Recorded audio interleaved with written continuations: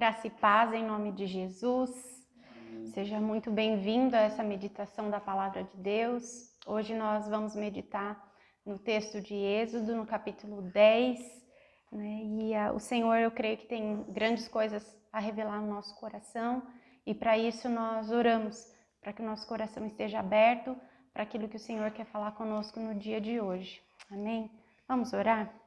Senhor Jesus, mais uma vez nós colocamos o nosso coração, a nossa mente, para que esteja totalmente atento à palavra do Senhor, aquilo que o Senhor tem a nos dizer. Deus, qual a reflexão que o Senhor quer que a gente medite, Senhor, nesse dia, a respeito desse texto tão precioso da palavra de Deus. Pai, nós nos abrimos, Senhor, mais uma vez a Ti e pedimos, Senhor, total interação do Senhor, não só nessa hora, mas no dia, e que esse texto, Pai, esteja aqui no nosso bom depósito, Senhor, e que todas as vezes que nós precisarmos dele, Senhor, o Senhor nos lembre para que a gente possa ser edificado pela Tua palavra, em nome de Jesus. Amém. Então, nós temos caminhado aqui, pelo livro de Êxodo, e eu coloquei como tema dessa meditação de Êxodo 10, eu coloquei um bloco ali, do verso 1 ao verso 20, sendo que o texto principal ainda dentro desse bloco, eu coloquei o versículo 1 e o versículo 2. E dentro disso, eu coloquei um tema, e o tema é processo e propósito. E a gente vai entender por que esse tema, processo e propósito. Se a gente ler ali no capítulo 1 do livro de Êxodo, a gente vai ver qual era o propósito daquele clamor, daquela súplica, daquela oração do povo de Deus. O povo estava sendo escravizado. A história ali que José teve ali no Egito foi esquecida. O povo estava debaixo de uma liderança tirana. O povo estava clamando ao Senhor por libertação e esse era o propósito deles. O propósito era a libertação. Senhor, queremos libertação. Mas caminhando pelos textos, vendo ali o nascimento de Moisés, a gente vê que para essa libertação acontecer, houve todo um processo.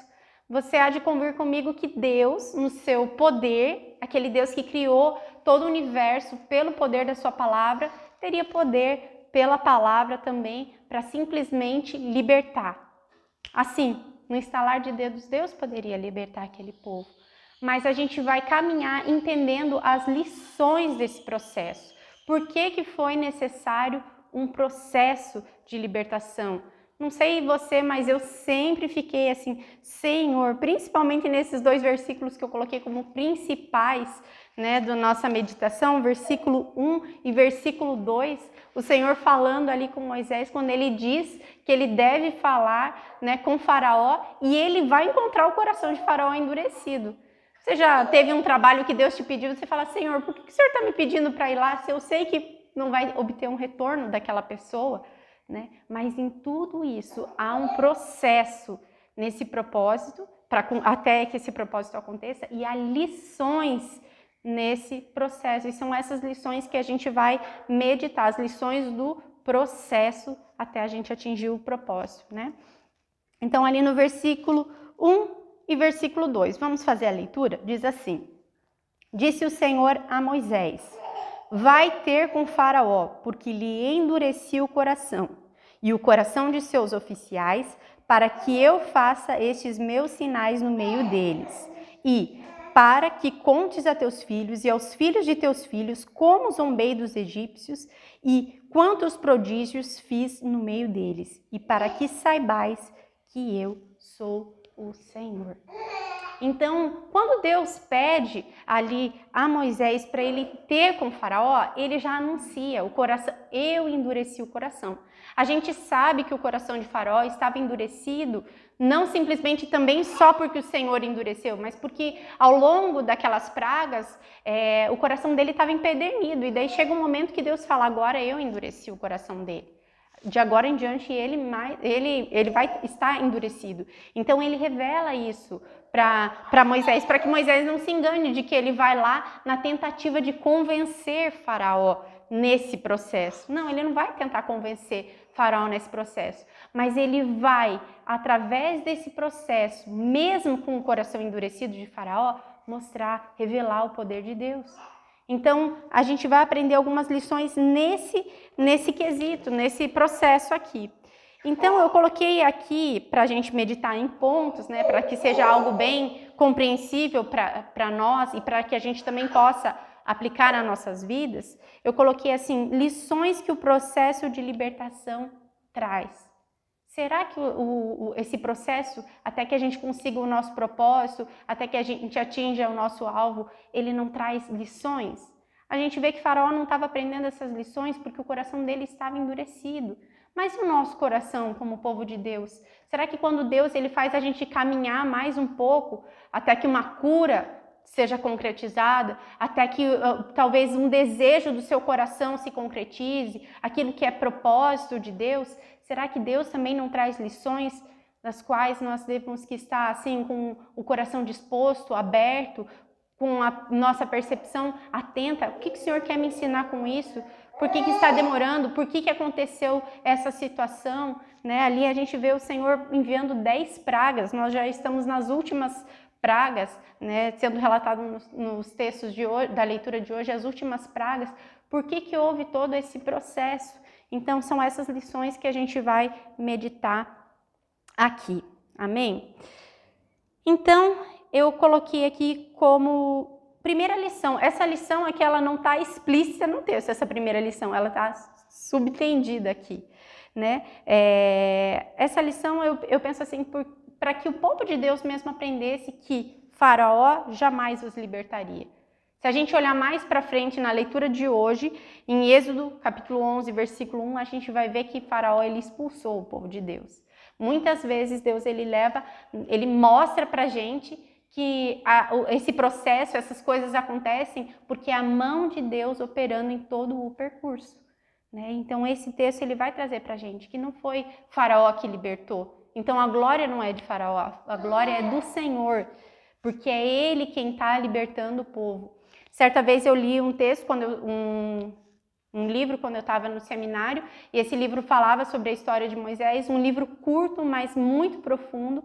E nesse livro ele dizia assim que o povo de Deus pedindo, né, para sair ali, né, através da vida de Moisés, seria como se escravos estivessem pedindo férias. Você acha que é algum lugar onde a pessoa está sendo escravizada e ela pedisse férias, esse homem, né, que está governando, ele daria férias para escravos? Jamais. Então é Deus quem está trazendo essa libertação. Primeiro ponto ali do versículo 1, eu coloquei também um ponto muito importante e bem pontual ali, né? Diz assim, eu coloquei assim, Deus se manifesta a todos, endurecidos ou não. A gente vê que o coração de Faraó estava endurecido e mesmo assim o Senhor manifestou as suas maravilhas, a sua glória, o seu poder a ele e a todos os egípcios. Então Deus ele vai manifestar a glória dele para todas as pessoas. Entenda que para cumprir o propósito de Deus, Deus ele não vai só simplesmente focar em você. Às vezes por isso que acontece esse processo, porque Deus ele faz algo, uma obra na sua vida, seja de libertação, mas Deus ele não está olhando exclusivamente a sua vida, ele está olhando todo mundo, todo o universo. Por isso que precisa de um processo, porque Deus está trabalhando no coração de todas as pessoas. Só que endurecidos ou não, Deus vai cumprir o seu propósito. Então, isso que está explícito ali no versículo 1, porque ele diz assim, ó o propósito, para que eu faça estes meus sinais no meio deles.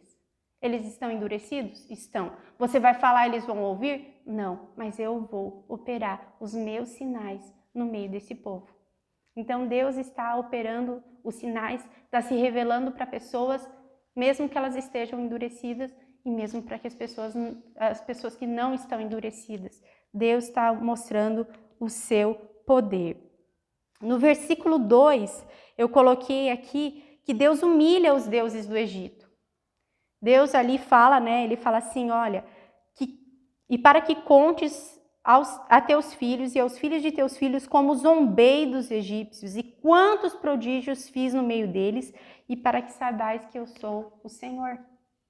Então, eles criam em tantas coisas, eles adoravam tantos deuses, e se a gente for analisar cada uma das pragas que ocorreram no Egito, a gente vai ver Deus zombando dos egípcios e Deus humilhando ali esses deuses, né? A gente vê ali o rio, né, transformado em sangue, tantas outras pragas, cada uma tem algo específico, Deus atacando, eles não são poderosos. Eu sou o Senhor, Deus se revelando. Então, através desse processo, Deus foi humilhando cada um dos deuses e Deus zombou dos egípcios que criam em coisas tão absurdas, né? Então, e dentro desse processo, Deus fez isso também. No versículo 6, a gente vai ver outra coisa aqui também.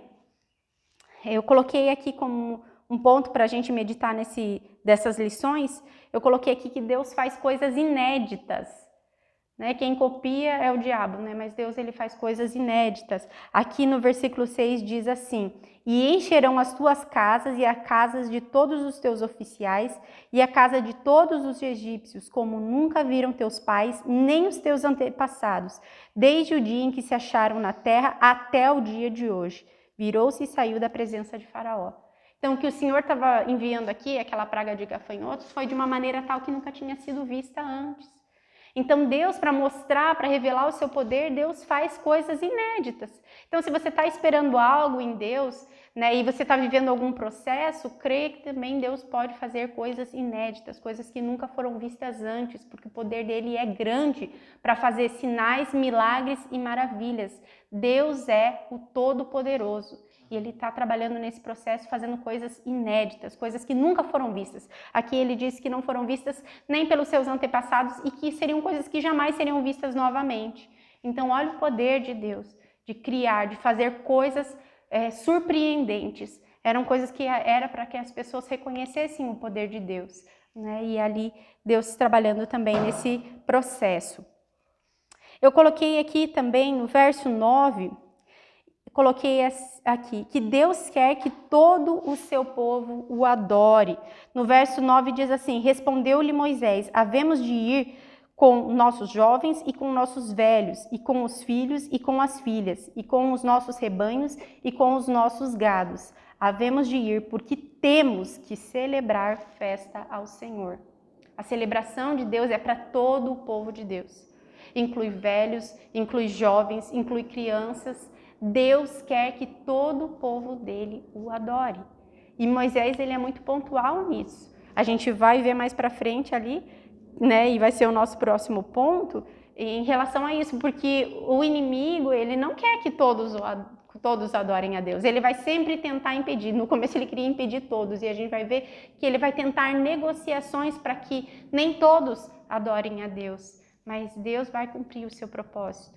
Né, e ali, através desse processo. Então, outra coisa que eu coloquei aqui como ponto, quando Moisés, ele vai falar toda vez ali com o faraó, ele vai dizer, né, o que Deus vai fazer, ele simplesmente revela. É interessante que Moisés, ele não está em nenhuma parte desse processo negociando com o faraó. Ele não está em nenhum momento ali conversando, e se a gente levar isso, e se a gente levar aquilo? Ele está dando uma ordem pontual, porque essa ordem vem de Deus.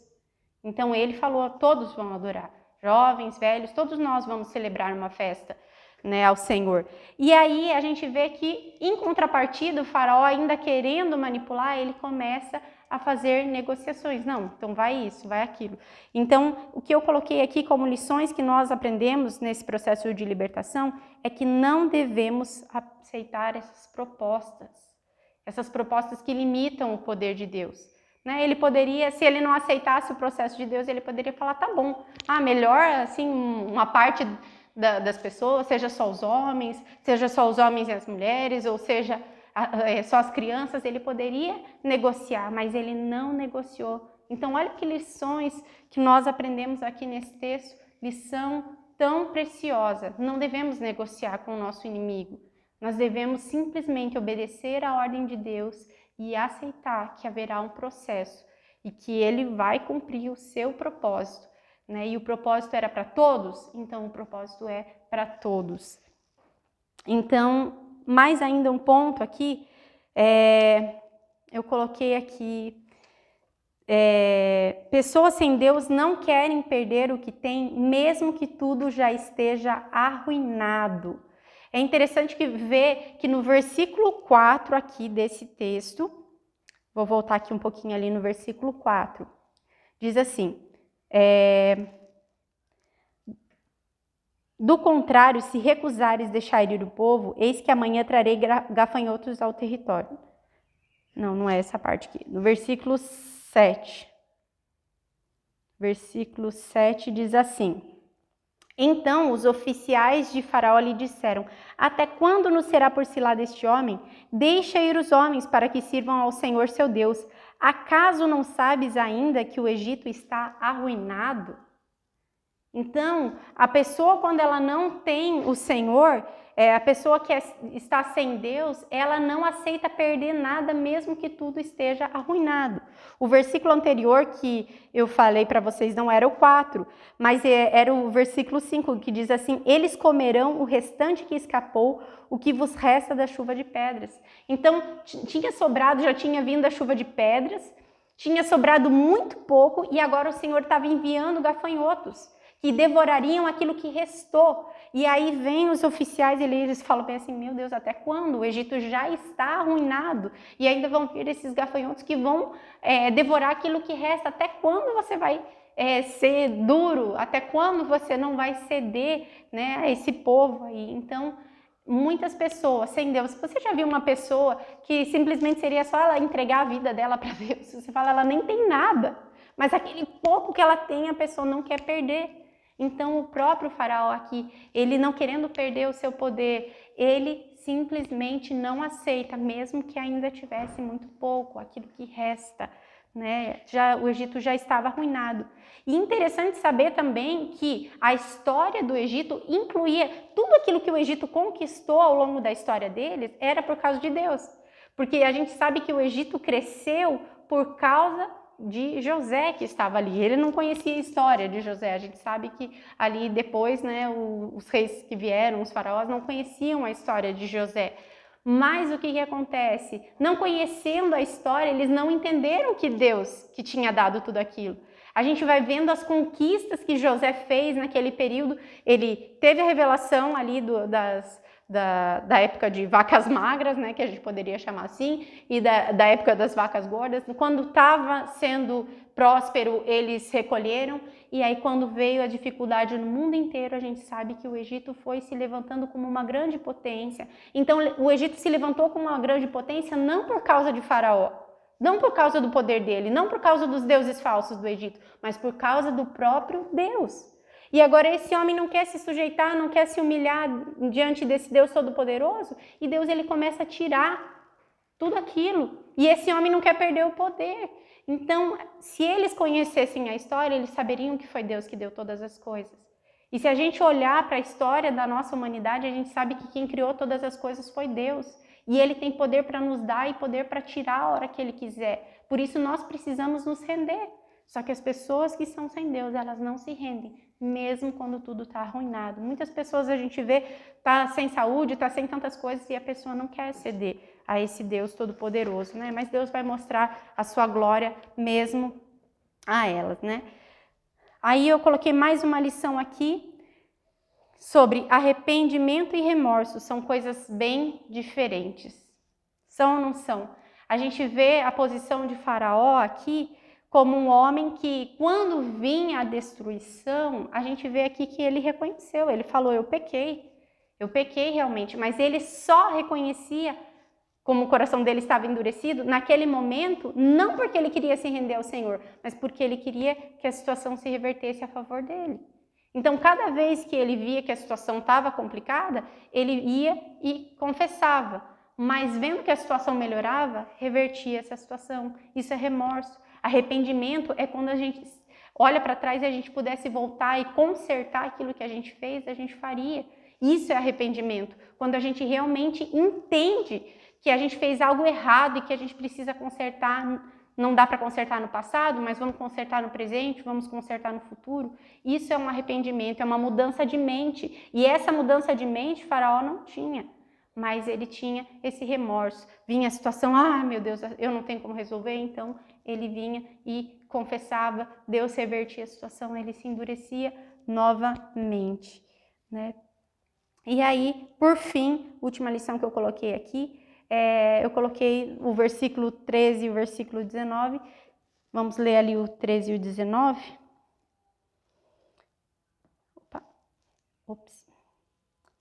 Estendeu, pois, Moisés o seu bordão sobre a terra do Egito, e o Senhor trouxe sobre a terra um vento oriental, todo aquele dia e toda aquela noite. Quando amanheceu, o vento oriental tinha trazido os gafanhotos. Isso é o 13. Então, Deus trazendo os gafanhotos. Aí vem ali, né, a confissão de Faraó. Então, no versículo 19 diz: Então o Senhor fez soprar fortíssimo vento oriental, o qual levantou os gafanhotos e os lançou no Mar Vermelho. Nem ainda um só gafanhoto restou em todo o território do Egito. Então, essa última lição que a gente aprende é que Deus tem poder para enviar pragas e também para libertar delas. Então, dentro de tudo isso, você consegue entender que algumas coisas que nós passamos na nossa vida precisam de alguns processos? Que se não forem esses processos, nós vamos perder as lições. Deus pode fazer imediatamente. A gente tem lido os evangelhos, aí eu comecei a meditar em algumas coisas que Jesus fez assim imediatamente. Isso mostra o poder de Deus, mas isso também não impediu que houvessem alguns processos difíceis, que cada um na sua parcela, cada um de uma forma diferente, precisasse viver esses processos. Eu pensei assim, a mulher, né, com fluxo de sangue, ela falou, se eu apenas tocar na orla ali, né, da veste do Senhor, eu vou ser curada. E ela foi imediatamente. Mas antes ela passou pelo processo de 12 anos de enfermidade. A gente olha ali em seguida a situação ali da filha de Jairo, né? Ele estava vivendo um processo da qual a filha dele estava acamada, muito doente, à beira da morte. Qual foi o segundo processo que ele teve que viver? Né? Ele teve que viver o processo da morte da filha, a notícia da morte da filha. Mas aí o Senhor ensinou o que nesse processo? Que ele tem poder de ressuscitar.